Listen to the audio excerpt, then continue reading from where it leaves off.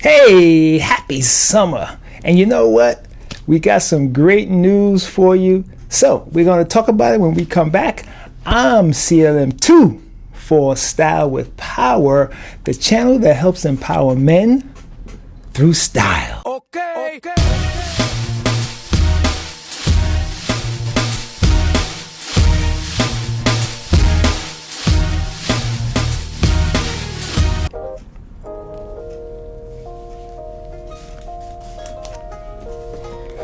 Well, happy Monday, happy Monday. You know, I'm CLM2 for Style with Power.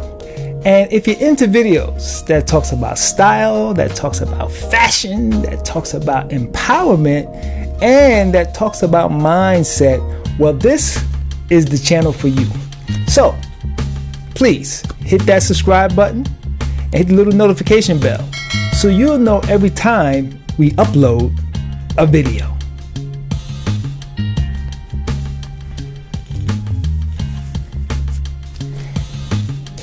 Well, as you can see, I have taken out my summer hats, and we've had some beautiful weather.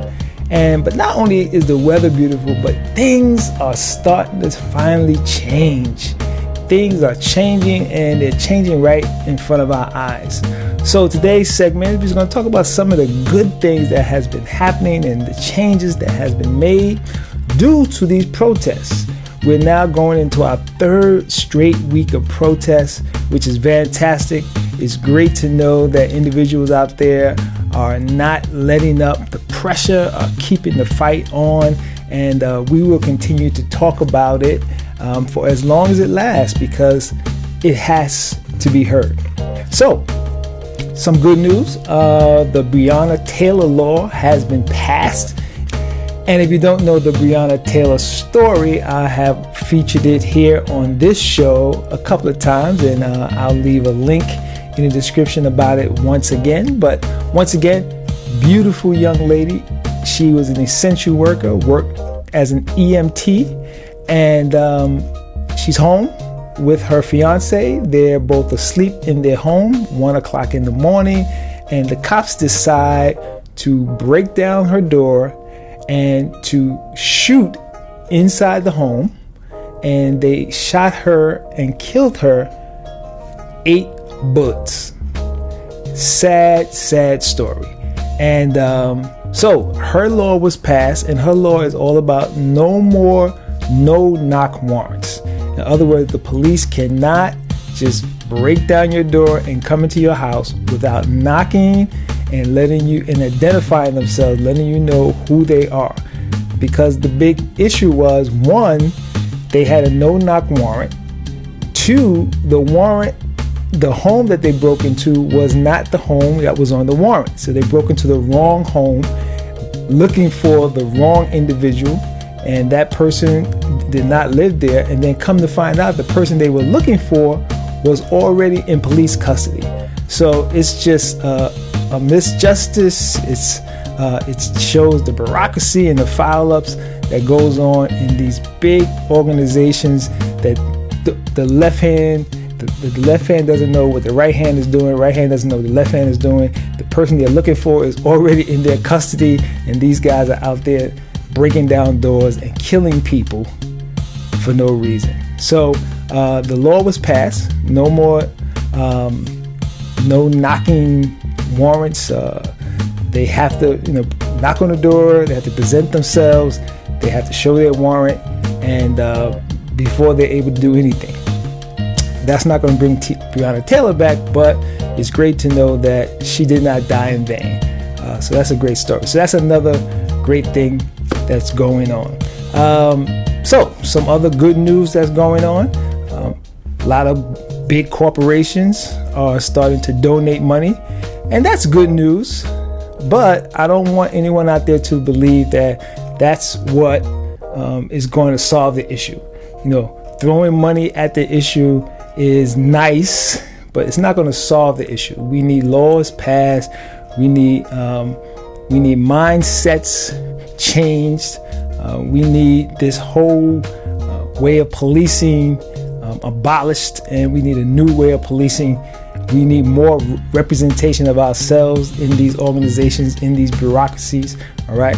When big corporations like Amazon that makes billions and billions of dollars, their owner is the richest man in the world. He's worth alone billions and billions of dollars. So if he's worth billions of dollars and the company is still running, that means the company is making 3 to 4 times more money than even what he's worth, because the company that he owns is paying him. So, they give you $1 million here, 500 million, even $1 billion here is really no money compared to the money that we're giving to them. But it's nice to know that this money is out there and that the money is coming. What really needs to come, and that doesn't need to come from any one corporation, that needs to come from the United States government, is reparations. We as a people deserve reparations for the atrocities that was done to us. So when that happens, that's the real victory. And whenever there's tragedy and whenever there's upheaval, people will always try to soothe everything by throwing money at the problem. But is it really real money, right? Is it really real money? It's not real money. Real money is the trillions and trillions of dollars that's owed to black and brown people in this country for building this country and for help keeping this country as one of the great countries in the world, and for being enslaved, free labor to help build this country and never getting compensated. So what's the compensation? Well, they'll have to figure out the compensation, but definitely it's owed to the African American, Africans, Latinos, all the individuals that help build this country. That money is owed. So let's hope that's the real money that we want to see. And some other great things that's going on is that here in the tri-state area in New York City, Governor Andrew Cuomo, who's making a big name for himself. I mean, this guy is really on the national stage. He's definitely going to revamp the policing policies here in New York State, and we're going to see some changes. Mayor de Blasio of New York City says he is going to shift some of the monies that go to the police department and shift some of those monies into social programs, which is great. I mean, if you have somebody with a mental illness and a mental illness professional needs to come to their aid, why are the police being called? Why are the police involved in that type of situation? And a lot of times those situations do not end well. And it's not the police fault. One, the police are underpaid. They're not being paid the type of money that they deserve. And two, they're asked to do things that they don't have any expertise in. A police officer is not a mental health individual. They don't know how to handle individuals with mental health problems. Why are they being called? Why are they involved in these situations? Well, hopefully the money that's coming from the police department to fund those type of programs will, one, relieve the police of duties that they should not be involved in, and two, start getting real professionals to come in and intercede in these situations. And I guarantee you that we will see less and less tragedies. So, people are crying about the word defund. Defund does not mean abolish. Defund just means let's take some money that's going here and let's shift it to over here where we can solve these issues a little better. That's all. I'm not going to give one organization a lot of funding when we need monies to go to other organizations that can help not only them but can help us all as a society. So I hope that makes sense, because people are being confused with the word defund. Defund does not mean abolish. Of course we need law enforcement. We need the police. So we're not looking to defund them. But here in the tri-state area, I mean, New York City alone has a $6 billion budget and the police are underpaid. $6 billion and the police are underpaid. where's the money going? So that's the issue. The issue is, where is that money going?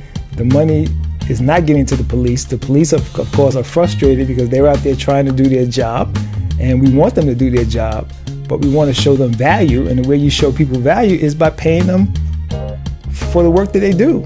You got to show them value.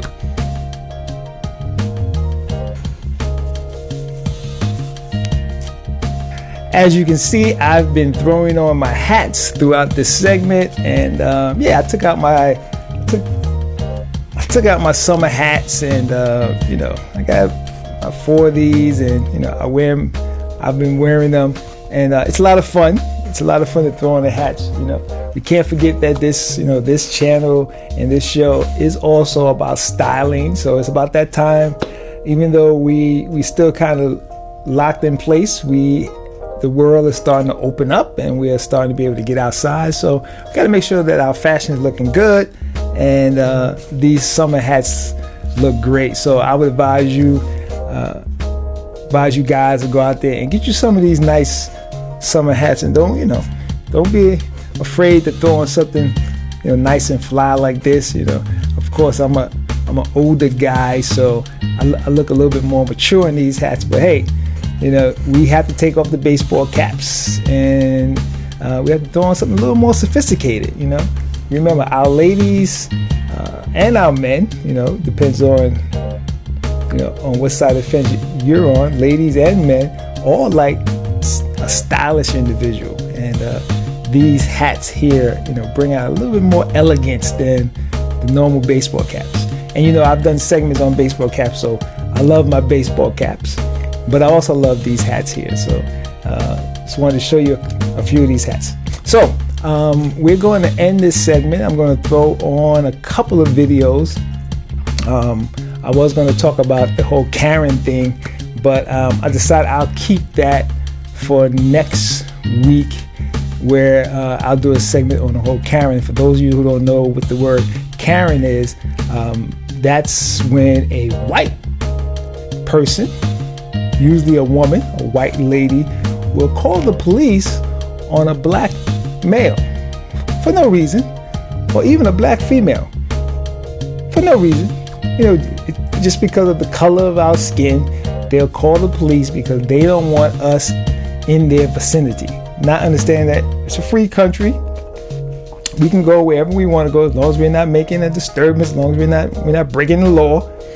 But they choose to call the police, and the police are being called. Once again, as I said earlier, the police are being underpaid. They're not even being paid enough, and then to be called out on these bogus complaints about a black person is doing this, and a black person is barbecuing, a black person is jogging, a black person is sitting on a bench, a black person is bird watching, and so it all comes from this young lady by the name of Karen Cooper, who called the police on a black man who was bird watching in Central Park.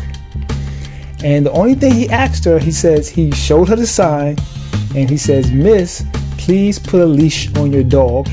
As the sign says here, all dogs must be leashed if they're in the park." And of course, her white privilege kicked in, and she started thinking, how dare you even talk to me about breaking the law? And then she proceeded to tell the man, "I'm going to call the police and tell the police that you're harassing me," not knowing that she was being filmed in the beginning. And then she realized she was being filmed, but of course she doesn't want to back away from her comments, so she just kept going. And at the same time, she has a dog, and it's a whole story. So you know what? Next week, I did talk about it in another segment, but next week I'm going to do a whole segment, because she's not the only one. There have been a lot of instances ever since that one came out, and I'm going to show you a few videos of that. And then of course, anyone of Asian descent, from China or Japan or Vietnamese, they're being harassed because of this whole pandemic, and people are accusing them of causing the pandemic, and it's ridiculous. All this stuff is ridiculous. So I'm going to do a segment on that probably next week, which should be a lot of fun. All right, so I'm just going to show you a few of those funny videos again and see if I can find a music video for you. And listen, I'm happy. It's summertime. We've made some changes in the world, and remember, always be the change that you want to see in the world. So if you want to see more respect in the world, you must be more respectful. You want to see more goodness and kindness in the world, you must be good and kind, right? Be the change that you want to see in the world. That's it for this week's show, and I will see you next Monday. What? I got a surprise for you. What? Catch. You playing with me. There's nothing in here. There's nothing in here. Wish it had been. There's nothing in here. Don't play with me. Now go trick homeboy. Boy, you're just gonna kick out tail. Come on, Ross. Yeah, what's up, girl? What? You wasn't doing nothing this time.